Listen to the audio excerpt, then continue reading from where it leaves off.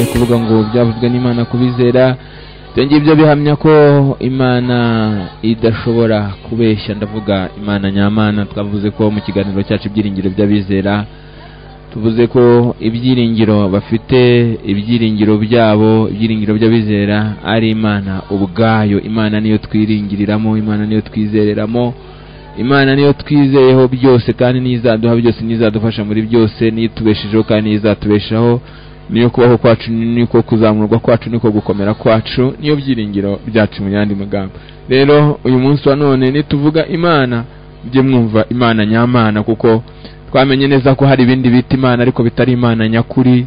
Hari Imana zuba, hari Imana kwezi nkuko twakunze kubivuga, hari Imana z'ibimasa, hari Imana z'ibishushanyo, hari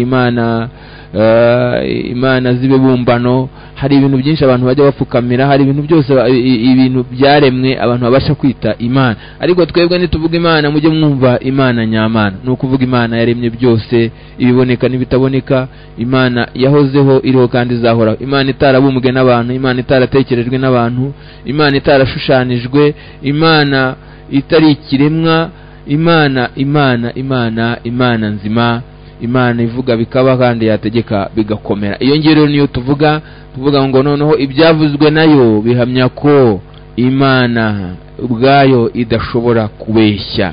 Imana rero yacu ntago ari Imana ishobora kubeshya. Niryo jambo turiho kuri uyu munsi wa none. Ibyo byavuzwe n'Imana kubizera byerekana cyangwa se bihamya ko Imana idashobora kubeshya. Nkunda kuvuga ngo abantu benshi bajya bibaza ku Mana, ariko cyane cyane bakibaza no ku byavuzwe nayo, ndetse n'ibyo kurimbuka cyangwa se n'iby'ijuru. Abantu benshi ntago bajya babyemera, ntago bajya babyizera. Kubera iki? Ibyo ngibyo biterwa n'iki? Biterwa nuko wenda Imana iba yarabivuze cyangwa se ikabishyiraho cyangwa se ikanabiteganya uko bo badashaka cyangwa se uko badatekereza. Ariko nagira ngo nkubwire ngo ntabwo Imana izagendera ku myumvire yawe, nta nubwo Imana izagendera ku mitekerereze yawe, nta nubwo Imana izagendana wowe n'ibyo ushaka. Imana niyo yaturemye ifite umugambi. Imana yarakuremye, niyo igufiteho ubutware, niyo igufiteho ubushobozi. Kwibwira rero ko izakora ibintu byose wowe uko ubishaka, waba wibeshya cyane. Imana niyo yakugambiriyeho, si wowe wayigambiriyeho. Imana niyo yakuremye, si wowe wayiremye. Imana niyo yagushyizeho, ntabwo ari wowe wayishyizeho.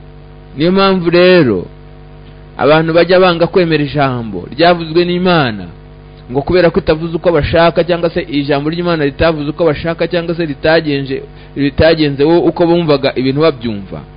Ndagira ngo mbabwire ngo muribeshya cyane. Ahubwo mukwiriye guca bugufi, mugaha Imana icyubahiro, mugaha Imana icyubahiro. Hari igihe abantu bavuga ngo abanyabyaha bazarimbuka, abantu bakumva sibyo, abantu bakumva ntibabyemeye, bakavuga ngo oya, ngo Imana ntago yabikora, ngo Imana ngo ntago. Urumva, abantu bagashaka gutekerereza Imana, abantu bagashaka kugira ngo Imana igendane n'imyumvire yabo, aho kugira ngo bumve icyo Imana ivuga. Bo bagashaka kumva ko ibintu bizagendaho nk'uko babitekereza cyangwa se nk'uko babyumva, ariko uko kwaba ari ukwibeshya.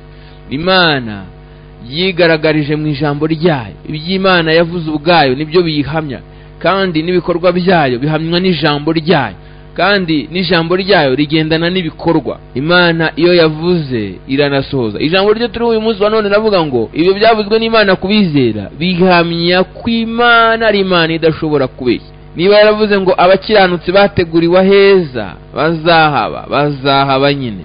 Niba yaravuze ngo abanyabyaha, abagome, abarozi, abagambanyi, abanyabwoba, abatizera bazarimbuka nyine, kuko byavuzwe n'Imana.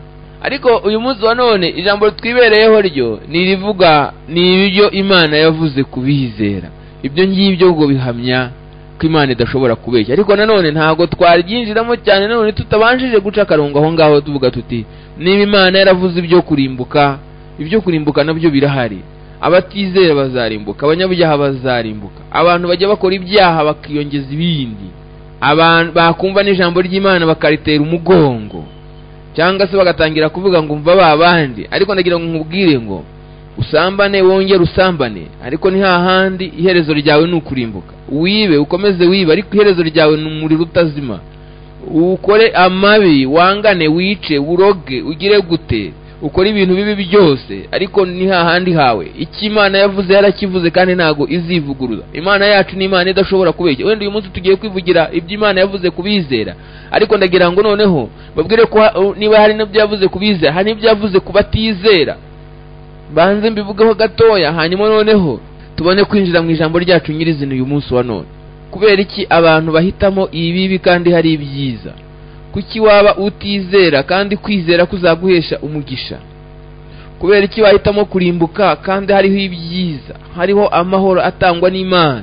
Abantu benshi bakunze gutera umugongo ijambo ry'Imana, ariko uyu munsi wa none ndabahugurira kugira ngo yewe uba mu byaha, yewe utuye mu byaha, yewe mujura, yewe musambanyikazi, yewe mugome, yewe murozi, yewe mwicanyi, yewe munyamagambo, yewe munyamafuti, yewe munyamanyanga, ndagira ngo nkubwire ngo iki ni igihe cyawe.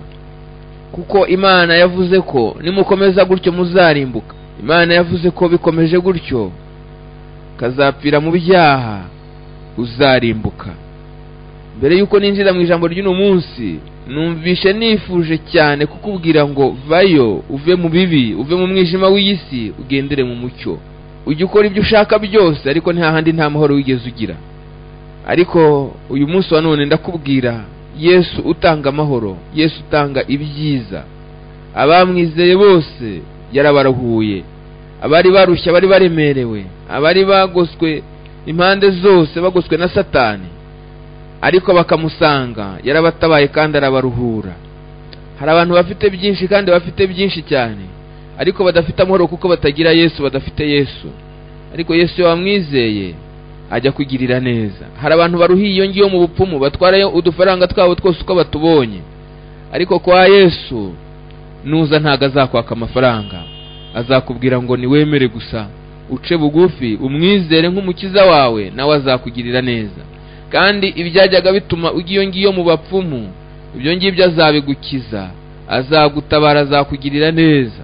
Hari abantu benshi baruhiye mu businzi, bagasinda bashakisha amahoro, bumva hari aricyo cyabahesha amahoro, ariko ni hahandi ubusinzi bukabajyana mu bibi birutaho. Hari abantu bashimishijwe cyangwa banejejwe cyane no gusambana, ariko nabyo babirangiza bakumva nabyo ntibanejejwe nabyo. Abandi bakabikora bakabikuramo indwara zikomeye, kandi ibyo byose bikazaherekezwa no kurimbuka. Ariko uyu munsi niwumva ijambo ry'Imana, urarushye kandi uraremerewe, ariko Yesu atanga amahoro. Matayo 11:28, mwese abarushya n'abaremerewe nimusanga uwo mwami arabaruhura, abagirire neza. Kandi n'umutwaro abikoreza ntago ari umutwaro uremereye, ni ukwemera kugendana nawe akakugirira neza, kandi ukareka ibyaha ubundi ukamwizera.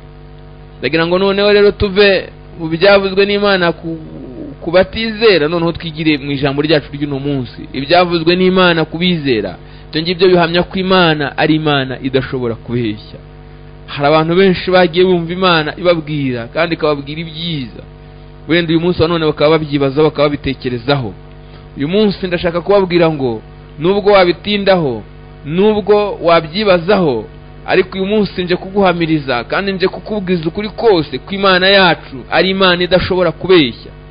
Ubundi umuntu ajya abasha kubeshya, akabeshya yabigambiriye, akavuga ati reka mubeshye uyu munsi wa none wenda mbone ritambuka kubera impamvu runaka.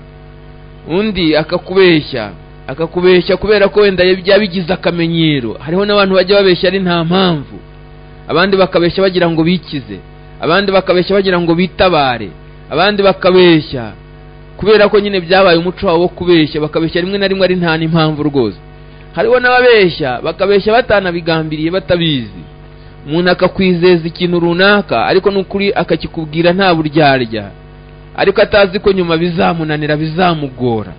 Nyamara mu gihe cyo gusohoza bya bindi yasezeranije, bya bindi yakubwiye, bikamugora, hakazamo impamvu, hakagira ikintu kitambikamo, akagira ingorane runaka, ibyo bikaza akaba arabeshye.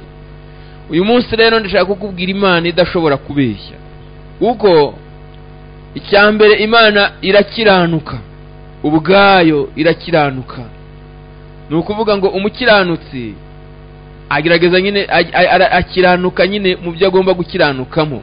Iyo ubeshye burya ntago ubukiranutse. Imana rero imubiranga irakiranuka, ni ukuvuga ngo ni Imana idashobora kubeshya. kandi niba noneho umuntu aba ashobora kubeshya atabigambiriye kubera ko yibwiraga ko hari ibyo azakora akanazananirwa nyuma kubikora kubera impamvu runaka, cyangwa se wenda nawe hari uwundi yari yizeye cyangwa se hari ibindi yari yizeye nabyo bikamutenguha, Imana yacu ntabwo ari uko nguko imeze. Imana yacu irihagije kandi yihagije muri byose, no mu byawe irihagije. Ntabwo Imana izajya kugira ibindi bintu yitabaza. Abantu bajya bitabaza ibihugu by'inshuti, igihugu kikitabaza ikindi kugira ngo kibashe kugera ku ntego zacyo, cyangwa se umuntu akitabaza umuvandimwe we cyangwa inshuti ye cyangwa umuturanyi, umuntu akaba yabitabaza. Umuntu akagira ibindi bintu yiringira yumva azifashisha, amafaranga cyangwa n'ibindi bintu cyangwa n'ubundi butwara afite, ibyo byose bikaba nyuma byagera aho bimutenguha. Ariko Imana yacu yose ikwiri, Imana irihagije, ntago izajya gutira izindi mbaraga, nta nubwo izajya kwitabaza ibihugu by'inshuti, nta nubwo izajya kwitabaza abavandimwe, uretse ko sinzi niba yanabagira. Ahubwo Imana irihagije, ntago izakubeshya. Rero nta nubwo Imana ishobora kubeshya. Ibyo yavuze yagiye ibisohoza, n'ibyo itazasohoza kandi itarasohoza nabyo izabisohoza mu gihe cyabyo. Hari ibintu Imana yagiye ivuga kera byagiye biba, kandi hari n'ibitegerezwa. Bibiliya hari ibyo itwereka byagiye bibaho byaravuzwe n'Imana, kandi niyo duhereye mu irembo bwaryo dusanga ari ibyavuzwe n'Imana. Ariko hari ibyo Imana yagiye ivugana n'uyu munsi wa none bitaraba, ibyo nabyo turabitegereje. Kandi ikitwemeza cyane wenda si nuko tubisoma cyangwa tunabyumva gusa, nuko twabonye ko hari ibyabanje byavuzwe n'Imana kandi ikagenda ibisohoza. Uyu munsi rero wenda iyo tuvuga ibyavuzwe n'Imana kubizera, cyane cyane noneho tuza ku bantu b'iki gihe cyacu cya none, kuko abatubanjirije babaye intwari cyangwa se baba n'ibigwari ariko mu gihe cyabo. Uyu munsi wa none rero hari igihe cyacu, hari igihe tugendamo, hari igihe tubamo. Niba tuvuga Pawulo wazungurutse amahanga avuga ubutumwa bwiza, igihe cye cyarabaye kirashira kandi kirarangira. Ariko uyu munsi hari igihe cyacu, nituvuga noneho n'abizera, cyane cyane na nubwo dushaka kwibanda cyane ku bakera, nubwo wenda ari rwo rugero rwiza tubasha guherekeza cyangwa se gukurikiza, kandi bikadushushanyiriza iby'igihe cya none. Imana yo ntabwo igihinduka, uko yahoze niko iri nako izahora. Uko yakoranye n'abakera nituyemerera natwe izakorana natwe. Uko abakera bayemereye bakagendana nayo, uyu munsi wa none nituyemerera kugendana nayo, n'ubundi nayo izadukoresha iby'ubutwari. Kandi niba hari byababwiye ikabisohoza, uyu munsi wa none natwe ibyo yatubwiye izajya ibisohoza kandi izabisohoza igihe cyose.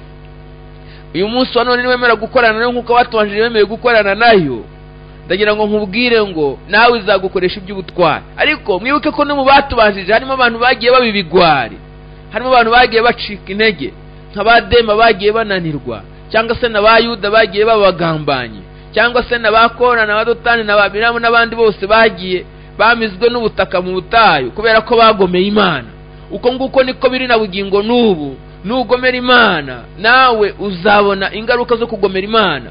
Nukora ibibi uzabona ingaruka z'ibyo bibi, kubera ko Imana ishaka ko abantu bakirana uhereye kera kose kuva mu itangiriro kugeza uyu munsi ndetse kuzageza ku iherezo.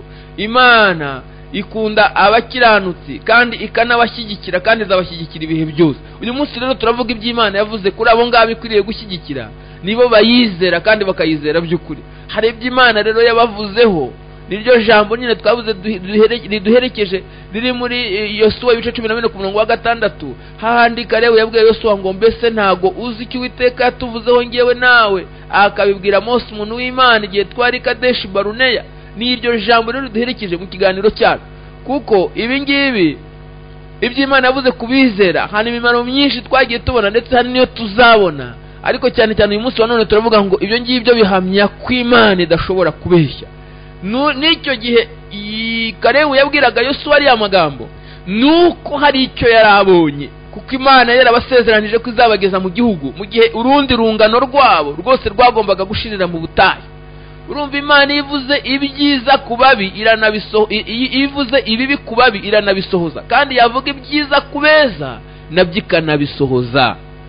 Kubera ko bayigomeye, ndavuga Abisiraheli bayigomeye Kadeshi Baruneya, bakanga kuyumvira, bakanga kuyizera, barabonye ibitangaza bikomeye, navuze ngo namwe muzarimbukira mu butayu. Uko nguko niko byagenze. Amaso ya Kalebu na Yosuwa babaye abakiranutse imbere y'Imana yarabibonye, kandi nabo Imana yarabavuzeho iki ngiki, irababwira ngo mwebweho nzabageza mu gihugu. Imana ikwiriye kugusanga ikakugenderera, nawe ikavuga ngo ariko wehoho, ubwo abandi barushaho kuba babi bakarushaho gukora ibibi, yari ikwiye kukuvugaho ngo ariko wehoho ukwiriye kwemera kugendana nayo, kandi ukwiriye kwemera gukorana nayo, kandi ukwiriye kwemera kwikiranukira mu gatoya na kanini. Uyu munsi turavuga ijambo rivuga ngo Imana ni Imana idashobora kubeshya. Ibi byavuzwe n'Imana kubize, ni ukuvuga ngo iyo hari ikintu yabavuzeho cyangwa se n'ibyavuzeho byose izabisohoza uko byakabaye. Abantu bashobora kunanirwa ubwabo bakava mu byizerwa, ariko Imana yo ntabwo izigera inanirwa. Si uko bariya barimbukiye mu butayu Imana itari yaravuze ko ibajyana mu gihugu. Niryo sezerano bari bafite. Ndagira ngo mabwire nabo abandi bajya bibeshya mu masezerano yabo bakavuga ngo Imana yaravuze byararangiye. Oya, bisaba kugira ngo uhore ukiranuka uri umukiranutsi, kuko umurongo w'ibyasezeranijwe umuntu agomba kuwugumamo. Nuwuvamo ntutekereze ko Imana yavuze ko nuwuvamo nyine uzawuvuyemo. Ibyo byose Imana yarabiteguye, kandi ibyo byose Imana yarabivuze. Niyo mpamvu nubwo avuga ngo ndabajyana mu gihugu, hari ijambo Kalebu yavuze ngo ariko ntimugomere Uwiteka kugira ngo bikunde.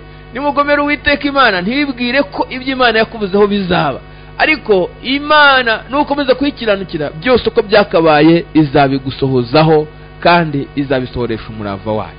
Rero nari nangiye kuvuga ngo Kalebu na Yosuwa abo ngabo bakiranukiye Imana, nabo kandi igihe kimwe bibona bageze mu gihugu nk'uko Imana yarabivuze. Batinya ijambo ry'Imana, baravuga bati iki Imana yatuvuzeho kirakomeye cyane, kuko yaravuze ngo urungano rwacu rwagomeye Imana ruzarimbukira mu butayu. Niko bigenze. None twebwe babiri n'abandi bari batoya, dore natwe tugeze mu gihugu.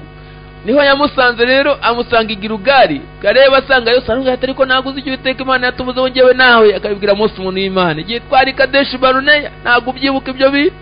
Hasi uzasanga avuga, amaze gutanga ubuhamya bw'ukuntu yabaye intwari n'ukuntu yagendanye n'Imana, akomatana n'Imana, ndetse agahamya ko agifite n'imbaraga nk'izo yari afite kirya gihe nyuma y'imyaka irenga 40 yose. Ngo icyo gihe yari afite 40 ubwo Imana yabahaga isezerano. Hanyuma noneho ku myaka 85 niho yasanze Yosuwa i Gilugari. Ubu harashize n'imyaka 45, yari amaze gusagiza 85, ariko arahamya ngo ndacyafite imbaraga nk'izo nari mfite kirya gihe, ukuzi natabaraga nkajya ku rugamba, ukuzi imbaraga zanjye zameraga ku rugamba. Na n'uyu munsi wa none niko nyiri, ndacyari wa wundi, ntabwo nigeze mpinduka. Nubwo abantu muri iki gihe basigaye bahinduka, usanga uyu munsi ari abanyembaraga, ejo ugasanga baguye babivuyemo. Ariko iyo Kalebu ntabwo ari uko nguko. Mu myaka 85 amaze indi myaka 45, aho ngaho arakivuga ati ndacyafite za mbaraga, ukuzi nahagurutse. N'uyu munsi wa none niko nyiri. Abantu bajya bahagurukana imbaraga nyinshi n'ububyutse n'ubushake, ariko wakwigira hirya gato ugasanga bacogoye. Ariko ntabwo wari ukwiye gucogora, ahubwo wari ukwiye kwikomezamo imbaraga y'ubutwari. Ariko ijambo ngiye kuvuga ni iri ngiri, nuko hasi yavuze ngo nuko rero ngo umpe wa musozi Uwiteka Imana yavuze. Umpe wa musozi, yarabwiye ati umpe wa musozi. Wibuka ko icyo gihe ari Imana yatuvuzeho njyewe nawe, ariko mu Imana yatuvuzeho njyewe ndashaka wa musozi, dore bya bindi Imana yavuze irabishohoje di. Ahubwo noneho mereza wa musozi, ahari n'ubundi Imana izabana nanjye nguhindure neza neza neza. Ijambo ry'Imana ni ryiza, ry'Imana ivuga ni byiza. Uyu munsi mu mwanya dusigaranye, reka dusome ijambo ry'Imana itangirira ibice 17 ku murongo wa 17. Haranditse ngo maze Aburahamu arubama, araseka aribaza ati mbese umwana azabyarwa n'umaze imyaka 100 avutse, kandi na Sara umaze imyaka 90 azabyara koko? Aburahamu abwira Imana ati icyama ahubwo Ishimayeli akabaho, kandi akabaho ari imbere yawe. Urumva, uyu munsi turi ku ijambo rivuga ngo Imana ntishobora kubeshya. Ibi byavuzwe n'Imana bihamya neza yuko Imana idashobora kubeshya. Angaha Imana yasezeranije Aburahamu umunsi yamuhagurutsaga muri Uri y'Abakaludaya. Imana imuha isezerano ryo kuzabyara, kandi akazabyarana na Sara. Ibyo ngibyo kubyizera byaramukomereye cyane, kuko yabonaga igihe agezemo ari igihe kigoye. umuntu akibaza ati umunsi nari mfite imyaka 25 ntibyashobotse, mfite 30 ntibyashoboka, mfite 35 ntibyashoboka, mfite 40 ntibyashoboka, 45 ntibyashoboka, kugenda ndinze ngeze uyu munsi ibyo byose ntibyashobotse. None aho ngeze aha ngaho koko nibwo Imana imbwira ngo nabyara ibyo bintu birashoboka. Nubwo yemeye kugendana nayo, hari igihe n'umuntu yemera kugendana n'Imana, ariko hakaba hari ibintu bimwe agenda acamo akarongo avuga ati ibi ngibi byo ntibishoboka, ibi ntibishoboka, ibi ntibishoboka, ibi ntibishoboka, ibi ntibishoboka. Hari n'umuntu w'Imana wicara akabireba ati iki ngiki kirashoboka, iki ntigishoboka, iki kirashoboka. Abantu bamwe bakumva ko hari Imana ishobora kugendera ku bitekerezo byayo cyangwa ku myumvire, cyangwa se ifite imbaraga nk'izabo. Bya bindi wowe utashobora Imana yirabishobora. Ariko uzasanga mu bice 15 hano Imana yabwiye mu itangiriro nyine, hano n'undi Imana yasanze ari ikamubwira ati Aburahamu rero witinya, ningenga bigukingira kandi nzakugororera ingororano nyinshi kuko wemeye kugendana nanjye. Ubundi abantu bemeye kugendana n'Imana bazagororerwa ingororano nyinshi. Nzakugororera ingororano nyinshi, nzaguha ibyiza. Imana imuha amasezerano meza. Aburahamu ati mwami kuwitega ko uzangororera iki ngenda ndincike, ngenda ndincike, nawe urambwira ngo uzahumugisha kandi uzazungura iby'iwanjye darareze n'umunyadamasiko.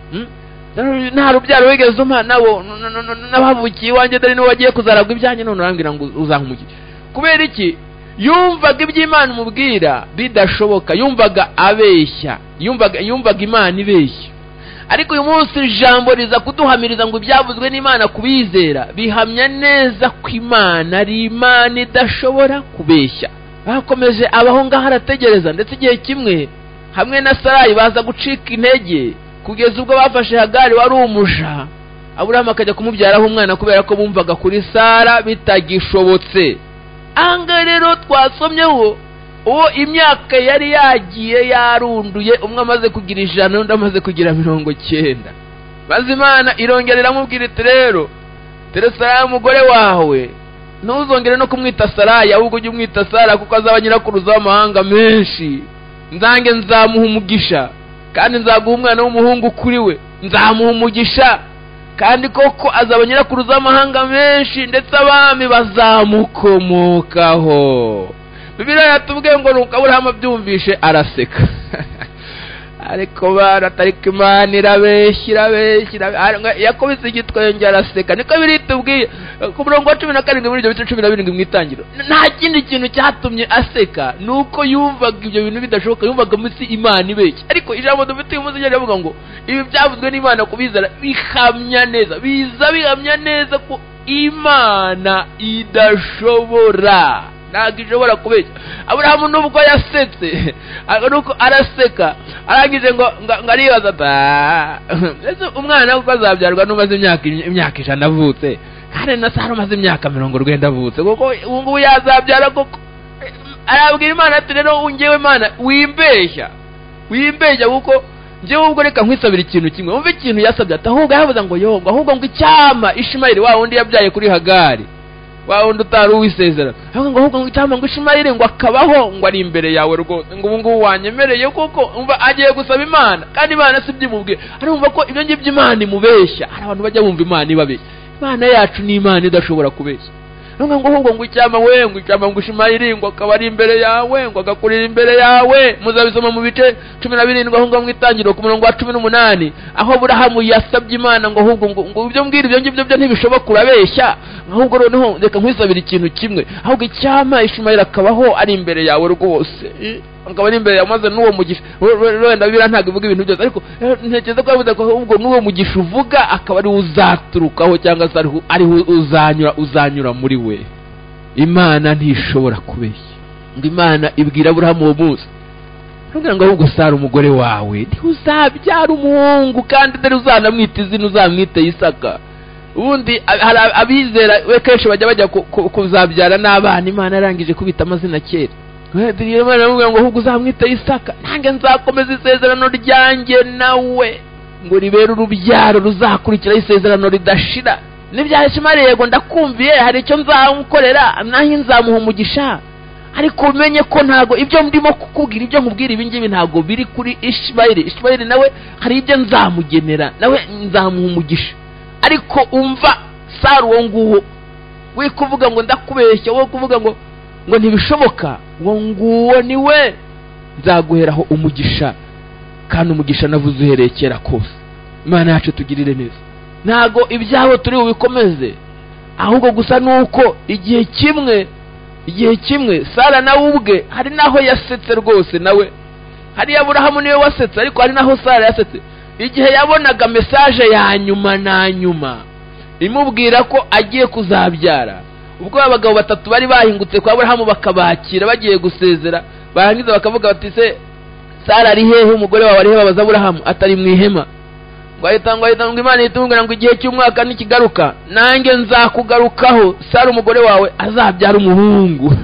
Ngo Sara ahita abyumva ari mu muryango w'ihema, ngo ari inyuma ye, ngo maze arangije ngo Aburahamu na Sara kuko bari bashaje cyane bageze mu zabukuru, kandi Sara ngo atarakijya no mu mihango y'abakobwa, ngo Sara ngo ahita aseka mu mutima aravuga ati umuntu nkanjye w'umukecuru, ariko abantu barabeshya. Umuntu nkanjye w'umukecuru koko nzanezerwa gute, kandi rwose n'umutware wanjye ko nawe ashaje, nabishoboka gute gose? Ngo nuko Uwiteka ahita abaza Aburahamu, ariko se buri umugore wawe asekejwe n'iki? Aburahamu kuko guki niki kimuteye kuvuga ngo ariko nzabyara nkecuye, ko ari njye Imana ibivuze? Niki kimuteye kuvuga ngo nzabyara nkecuye? Ese hari ikinanira Uwiteka? Niko Imana we rwose hari ikintu kinanira? Hari ikintu cyananira Uwiteka? Mu gihe cyashyizweho, igihe cyashyizweho kigeze, ibintu byose birashoboka, n'ibitashobokaga birashoboka. Imana yavuga ngo igihe cy'umwaka nikigaruka, irongera imusubiramo ngo nzakugarukaho, Sara abyara umwana w'umuhungu. Ngo maze Sara ngo ahita avuga ngo nyamara ntago nsetse. Ngo kuko yari atinya, ngo ntago nsetse, aragoze kuko ntago yari asetse. Ngo nuko Imana iramubwira ngo oya, ngo iramusubiza ngo oya, ngo urasetse. Sara we icyo gihe urumva nyine yahise anabeshya. Abantu bajya babeshya burya. Yarabeshye ngo nasetse kandi bari bamwumvisha. Hari abantu bajya bahakana n'ibigaragara. Ariko nubwo Sara yarabeshye, Imana yo ni Imana idashobora kubeshya. Imana yo nibeshya. Bibiliya iratubwira mu bice 21 cy'itangiriro, aravuga ngo Uwiteka ngo agenderera Sara nk'uko yari yaravuze, ngo Uwiteka agirira Sara ibyo yasezeranyije. Umva ngo Imana igirira Sara ibyo yavuze. Mugiye bumvaga barabeshya ibyo bintu bidashoboka, Imana igira bukira bisoza. Ngo Sara asama inda ya Aburahamu ashaje, babyarana umwana w'umuhungu. Igihe Imana yamubwiye kigeze, igihe cyashyizweho. Ngo igihe Imana yamubwiye kigeze. Ubundi ibanga riba ahangaha mu byavuzwe n'Imana ni igihe cy'Imana. Igihe cy'Imana cyo kinanira abantu bajya bananirwa gutegereza igihe cyashyizweho n'Imana, kizwi n'Imana, kigengwa n'Imana, gitegekwa n'Imana. Iyo kigeze nibitashobokaga birashoboka, kuko igihe cyashyizweho kiba kigeze. Abantu rero bajya babivamo igihe cyashyizweho kitaraza. Abantu bajya bananirwa igihe cyashyizweho kitaraza. Abantu bajya babivamo bakagenda bakivumbura bakitotomba, bakavuga amagambo menshi, bakagenda nabi igihe cyashyizweho kitaragera. Igihe cyashyizweho ibitashobokaga burya birashoboka. Mujye mutegereza igihe cyashyizweho, kandi icyo gihe cyashyizweho kizi n'Imana. Wowe ibyawe ni ukwizera no kugenda ugororotse, uri umugororotse, uri umukiranutsi imbere y'Imana. Ibyavuzwe n'Imana kuri Sara na Aburahamu se ubu ntago bigaragaza ko Imana idashobora kubeshya, kuko byari bidashoboka, ariko bigira bite? Birashoboka, kuko Imana idashobora kubeshya, kandi ifite inshingano zo kurinda ijambo rya. Kuko yabwiye Yeremiya ngo witegereje neza, warebe neza ukuntu ndinda ijambo ryanjye kugira ngo risohoze. Iyo ugiye mu kubara ibice 23 ku murongo wa 19, hari amagambo Balamu yavuze ubwo yavugaga ngo Imana si umuntu ngo ibeshye, kandi si umwana w'umuntu ngo yicuze. Navuze ngo Imana si umwana w'umuntu ngo ibeshye. Abantu barabeshya, hari babeshya. Yewe n'uyu munsi muri iki gihe cyane ubwo mwagira ngo ni ibigezweho. Abantu babeshya ku matelefone, umuntu akakubaza ati uri hehe, ati ndahana, kandi mu by'ukuri abeshya. Abantu barabeshya. Umuntu akakubaza ati bite byawe, cyangwa se umuntu akakubaza ugiye hehe, ati sinzi aho ngiye. Mbese usanga kubeshya byabaye model. Abantu barabeshya cyane, umuntu akakubeshya ari nta n'impamvu. Ariko Imana yacu ni Imana idashobora kubeshya. Imana ntishobora kubeshya. Uyu munsi niryo jambo turiho, ko ibyavuzwe n'Imana kubizera. Rero uyu mugabo witwa Balamu wavuze aya magambo avuga ngo Imana si umwana w'umuntu ngo ibeshye, nta kindi cyatumye abikora. Kuko cyangwa avuga gutya ni uburyo yari azi iby'Imana yavuze ku Bisiraheli, ariko yari afite ubutware bwo kuvuma. Wavumye akajyana uwo muvumo ukamwokama, kandi wavuzeho umugisha, uwo mugisha nawe akawutwara. Ariko igihe kimwe ubwo Balaki yatinyaga Abisiraheli ko bazanyura mu gihugu cye bakakizimagiza, noneho Balaki atuma intumwa kuri Balamu, ndetse amwemerera n'ubutunzi bwinshi n'icyubahiro cyinshi n'ibintu byinshi, ngo aze kuva mu bwoko bw'Abisiraheli kugira ngo arebe ko yabukika. Noneho Balamu ngo abazije Imana, Imana iramushwishuriza, turamenye utajyana n'abo bantu Balaki yagutumyeho, ubutunzi bwabo ntubwemere, ubukire n'icyubahiro ibyo byose byihorere. Noneho Balaki intumwa z'umugezeho ngo yohereza izindi zirusha iza mbere icyubahiro.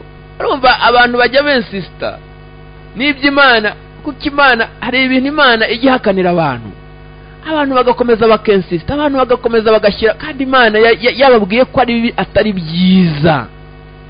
Ahangaha uzabona ko ngo baragiye barongera barara kwa Balamu, babandi barusha icyubahiro aba mbere Balaki yohereje, ngo noneho ngo Imana ngo iza kugenderera Balamu, nawe ariko se abantu barakora iki? Abantu barakora iki ahangaha? Balamu we ngarangije arabimubwira, ariko uzi kubera iki? Ko yarazi ko bwa mbere Imana yanze, kuki atababonye ngo ahita birukana? Imana irangije avuga ngo okay, noneho jyana nabo, icyo nzi cyo nuko ibyo nzagushyiramo mu kanwa, ibyo nzashyira mu kanwa kawe ari byo uzavuga. Okay, jyana nabo. Hari abantu bajya bibaza impamvu Imana yamwemereye kugenda ngo kandi yagera mu nzira ikamutangiriza marayika, ariko nta kindi kibitera. Imana yabivuze gutyo nyine mu buryo bwo okay, genda nyine. Hari abantu basaba Imana, Imana yeberetse ububi bwabyo, ikabereka ibintu, ikababwira ko atari byiza, bagakomeza Imana nikubwira ko ikintu ari kibi, ikindi ugishakaho ni iki? Imana niba yaguhakaniye, ese nawe nikubwira nka Balamu okay, ngaho genda, aho ntuzagira ngo irakwemereye? Nuko noneho rero ikintu ushatse kuvuga ahangaha nuko Balamu yaje kugerageza kuva mu bwoko bw'Abisiraheli bwa mbere, ariko aho kugira ngo abavuma bahesha umugisha, kubera iki? Imana yavuzeho umugisha, ahubwo ngo azavuga ati navuma ntaba Imana itavumye, kandi narakarira ntaba Imana itarakariye. Ko nitegeye n'ubwo bwoko ko ndi ku hejuru mu mpinga y'imisozi hejuru ku bitare, ko ndeba ubwo bwoko nkasanga n'ubwoko butura ukwabwo, ko butazigera bubaranwa n'amahanga. Avugaho ijambo ryiza, ngo Balaki aravuga ati sha urangambaniye bigeze aho ngaho, ngo barongera akora ibi, atamba ibindi bitambo n'iki, ngo arongera abwira Balamu bati ngaho wongera ugerageze. Ngo none hagiye kuvuga aterega Imana si umwana w'umuntu ngo ibeshye, kandi si umwana w'umuntu ngo yicuze ibyavuze, no kubikora n'ukuri zabikora. Ibyavuye mu kanwa kayo no gusohoza, mbese ntizabisohoza. Siko nategetswe kubahesha umugisha, hari yawo bahaye, ariko nanjye ntabasha kubakura. Bana rero bahaye yawavuzeho umugisha, nishobora kubakura. Ikimana yavuze yarakivuze. Imana ni Imana idashobora kubeshya, ibyavuzwe ni Imana. Abangaba baravuzweho umugisha, kandi nubwo yari afite ubutware bwo kuvuma byaramunaniye, kubera ko abangaba Imana yabavuzeho iki? Yabavuzeho umugisha. Hari ubwoko butavumika, abantu b'Imana ntibavumika, Imana yabavuzeho umugisha. Turimo turavuga ngo umumaro w'ibyavuzwe n'Imana kubizera. Imana yabavuzeho umugisha, ntabwo ishobora, ariko umvira ijambo. Imana si umwana w'umuntu ngo ibeshye. Imana rero ni Imana idashobora kubeshya. Uyu munsi ndashaka kukwemeza wowe wabwiwe n'Imana, uyu munsi ndashaka kukwemeza wowe wasezeranijwe n'Imana. Winanirwa, wicogora, hagarara nk'intwari, gendana nayo. Niba ari ugutegereza uzategereze, bigende bishire kera. Imana yavuze bizasohora mu gihe cya. Ni Imana idashobora kubeshya, ni Imana idashobora kubeshya. Kuki Balamu yavuze aya magambo? Ese kuki yari afite ubutware yari yarabuhaye, kuki icyo gihe butakoze? Nuko Imana idashobora kubeshya. Yarakubwiye none ubona bidashoboka. Ntibishoboka ku bana b'abantu, ariko ku Mana byose birashoboka. Niko ijambo ry'Imana ritubwira. Iby'Imana yavuze kubize, ibyo bihamya ko Imana idashobora kubeshya. Niba Imana yaragiriye neza Aburahamu na Sara bamaze gukura mu buryo bungana kuriya, ntutekereze ko wowe ari wowe uzabeshya. Bibiri ijambo ry'Imana ivuga kuri Dawidi, Imana iravuga ngo nasezeranye isezerano n'uwo natoranyije, narahiye Dawidi umugaragu wanjye, ndirahira nzamuzamura mushyire hejuru, nzashimangira urubyaro rwe iteka, kandi intebe y'ubwami nzayikomeza kuzageza ibihe byose, kuzageza iteka ryose. Imana yavuze kuri Dawidi amagambo akomeye cyane cyane cyane cyane. Ariko ubundi yamuvuzeho we yari uwuhe mbere hose, kare kose yari uwuhe? Yari wa mwana w'insuzugurwa kwa se Yesayi, hahandi bajya kwimika umwami bakumva we bitamureba. hahandi bumva ari nta kintu amaze, uriya mwana bakumva nta kintu amaze, bakumva nta cyo ari cyo. Ariko umunsi umwe Imana ivuga ku mugaragu wayo Dawidi, ndavuga ngo mbonye Dawidi umugaragu wanjye, kandi musize amavuta yanjye yera, n'ikiganza cyanjye kizajya kibana nawe, ukuboko kwanjye kuzamukomeza, umwanzi we ntazamutungura, kandi umunyabyaha ntazamugirira nabi ngo bikunde. Muzabisoma muri Zaburi ya 89 niho ayo magambo ari. Imana yamuvuzeho amagambo akomeye cyane. Umunsi umwe yaramusanze, imaze kuvugira mu mugaragu wayo Natani, yikubita hasi aravuga ati nkange ndinde, nkange Dawidi ndinde, kuko yarabonye ibitarashobokaga byarashobotse, kandi Imana ikarushaho kumusezeranya, ikamubwira andi magambo arushijeho gukomera nanone yo kuzakomeza ingoma ye iteka ryose. Kandi ibyo byasohoye kwa gukomeza iryo sezerano ry'iteka ryose muri ubwo bwami. Ubwo intare y'umuryango wa Yuda, gishyitsi cya Dawidi, uwo ni Yesu, Imana yemeraga nyine ko aza guca muri uwo muryango kugira ngo ingoma ye izakomezwe iteka ryose. Nta kintu na kimwe cyananira Imana. Imana ni Imana idashobora kubeshya. Ugiye muri ibyo bice bya 89 ukamanuka ku murongo wa 35, no birivuga ngo Imana yavuze ngo sinzica isezerano ryanjye, ngo kandi sinzahindura ijambo ryavuye mu kanwa kanjye. Sinzica isezerano ryanjye, sinzahindura ijambo ryavuye mu kanwa kanjye, ijambo ryavuye mu kanwa k'Uwiteka. Imana yavuga ngo igihe kimwe ngo narahiye kwera kwanjye sinzabeshya Dawidi.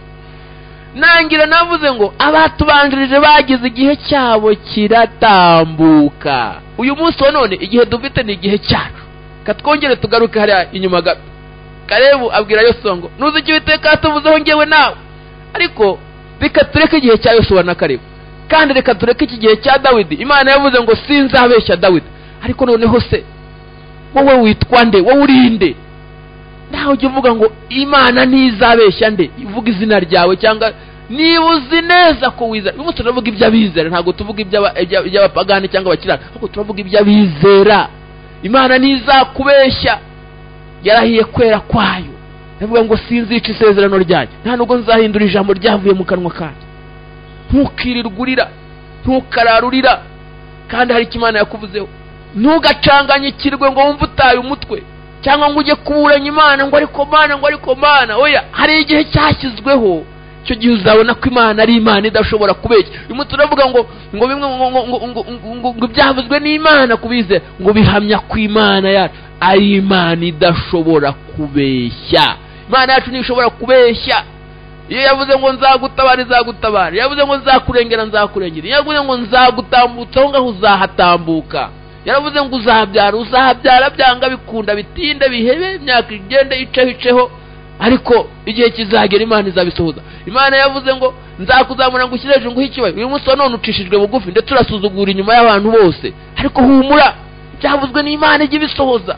Imana yavuze ngo nzagukorera iki n'iki, kizere nk'uwakibonye, kuko Imana izakugirira neza. Imana yakubwiye ngo uzanesha, izakuneshereza, kubera ko hari ibintu byinshi bikurwanya ucamo, wenda umaze n'iminsi bicamo bikurwanya, ariko yaguhaye isezerano ngo humura ntacyo uzaba, nzakurinda, izakurinda. Kandi yakubwiye ngo uzanesha, humura uzanesha. Imana yakubwiye ngo ibyo abantu bakuvugaho ntabwo ari byo bizakubona, ntabwo ari byo bizagusohoraho. Iby'abantu ni iby'abantu, bareke bavuge, ariko Imana izagusohozaho ibyo yavuze byose uko byakabaye. Yavuye ngo nzihesha icyubahiro ku bwawe, umuzihesha icyubahiro, izagufasha. Bararwaye irakubwira ngo izagukiza. Imana yacu ntishobora kubeshya, nta na kimwe cyayinanira. Zanyuza kugira neza kwayo izashaka. Yarakubwiye ngo nzakujyana ngutereka ahantu, nkujyana ahantu kure, izakujyana kuko yabivuze. Yarakubwiye ngo uriya wabuze izamukuzanira, yizere. Yakubwiye amagambo akomeye, unanirwa kwizera, ariko uyu munsi wa none ndakubwira ngo ni wizere Imana. Imana yacu ni nziza, kandi Imana yacu irakomeye, kandi Imana yacu irakiranuka, kandi Imana yacu ni Imana idashobora kubeshya. Ndagira ngo dusenge Imana, ariko wumve iryo jambo rivuga ngo Imana ntishobora kubeshya, ntizakubeshya. Yavuze ngo sinzabeshya Dawidi. Iryo jambo Dawidi risimbuza izina ryawe. Dawidi yagize igihe cye, uyu munsi ni igihe cyawe. nzi icyo Uwiteka Imana yatuvuzeho. Icyo gihe yari Yosuwa na Kalebu, ariko natwe iki gihe cya none dukwiye kwibukiranya n'abacu twabanye Imana ikatuvugaho ngo ariko uribuka ibyo Imana yatuvuzeho. Bari Kadeshi Barune, ariko natwe dufite aho twari turi. Natwe Imana izadusohoza ibyo yatuvuzeho byo. Hari ibyo tubona bisohora uyu munsi wa none, hari ibyarangije gusohora, hari n'ibyo dutegereza. Kandi ibyabaye ibyabanje bitwizeza ko n'ibindi, biduha icyizere gikomeye cyuko n'ibindi bizaza tukabibona nk'uko twabonye ibya mbere. Reka dusenga Imana, Imana yo kwizerwa no kwiringirwa, kandi Imana y'ubushobozi n'ubutware. Urakoze kubw'uyu mwanya mwiza w'ikiganiro ibyiringiro by'abizera twarimo. Urakoze kubwo wabanye natwe, kandi urakoze kubw'ijambo ryawe rikomeye, kandi urakoze topa ya sarbo kereshando tepa ya saibro hantopa ya shi. Amina. Urakoze kuko ora parashapoteza uzakora ibikomeye kubw'ijambo ryawe, kuko nta na kintu na kimwe kizigera kikunanira. Kandi uzasohoza gukiranuka kwawe kuba kiranutsi bawe.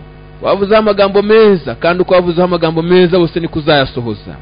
Kereka bava mu masezerano ari nta mpamvu, niko ijambo ryawe ritubwira. Uherekeze ijambo ryawe, uriherekeresha imirimo n'ibitangaza, uriherekeresha ubutware bwawe bukomeye, uriherekeresha imbaraga zikomeye, kugira ngo uko ryakabaye ryose Mwami urisohoze ku bantu bawe, urisohoze ku bana bawe, urisohoze ku bakiranutsi bawe Mwami. Ubarengere, ubarwanirire, kandi ubabere ingayo bakingira nk'uko isezerano ryawe riri. Abari mu bihe bibi batambutsemo, kandi Mwami abo wasezeranije ubasohoreze, kandi nabo gutegereza ubaha imbaraga zo kugira ngo bategereze, kandi bategereze bizeye ko ibyo babwiwe nawe bazayibona Mwami. Kandi n'abatizera turabasengeye kugira ngo uyu munsi amaze kumvira ijambo baguhindukirire Mwami, kuko bamenye neza ko hari ibyo Imana yavuze kubizera byiza, ariko noneho kuri abo bakiranirwa, kuri abo batizera, hariho ibyabasohoraho bibi, kandi si byiza ko bibasohoraho Mwami. Twe tubasengera kugira ngo bakizwe, bihane, bace bugufi, bamenye kuri Imana nziza, kandi bamenye kuri Imana y'umugambi mwiza.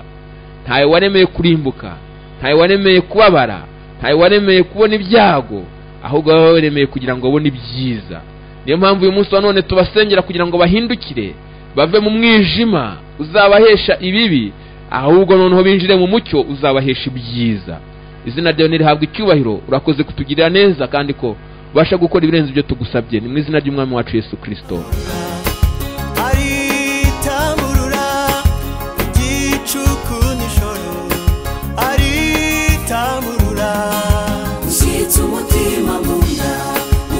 Mutuze mu gitondo aritamurura.